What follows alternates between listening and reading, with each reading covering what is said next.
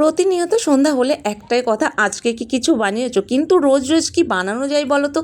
আজকে তো একটা আলু আগে থাকতেই সিদ্ধ করে রেখেছি, কিন্তু ভাবনায় পড়ে গেছি এই একটা আলু দিয়ে আমি কি বানাবো। ভাবতে ভাবতে মাথায় এলো আলু সিদ্ধটা দিয়ে আলুর ডোনাট বানানো যাক।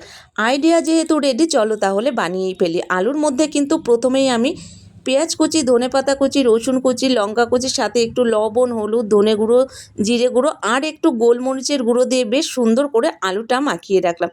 এরপরে নিলাম এক বাটি ময়দা, ওর মধ্যে লবণ আর সাদা তেল দিয়ে ময়াম করে অল্প অল্প জল দিয়ে ময়দা দিয়ে একটা ডো বানিয়ে নিলাম। এবার ওই ডো থেকে লেচি কেটে নিয়ে রুটির মতো করে বেলে নিয়েছিলাম। এবার ওই রুটির দু সাইডটা কেটে নিয়ে কিন্তু ছুরির সাহায্যে হাফটা অংশের মধ্যে একদম সরু সরু করে দাগ করে কেটে নিয়েছিলাম। বাকি হাফটার মধ্যে কিন্তু আলুর পুর ভরে দিয়ে কিন্তু এইভাবে রোলের মতো করে মুড়িয়ে নিয়ে মুখটা এভাবে আটকে দিয়েছিলাম যেন আলুর পুরটা বেরিয়ে না যায়। এবার কড়াতে সাদা তেল গরম করে নিয়ে কিন্তু একটা একটা করে সবগুলো ভেজে নিয়েছিলাম। আর এগুলো কিন্তু একদমই অল্প তাপে ভাজতে হবে, বেশি আগুনের তাপ বাড়ালে হবে না, তাহলে কিন্তু ভেতরটা কাঁচা থাকতে পারে।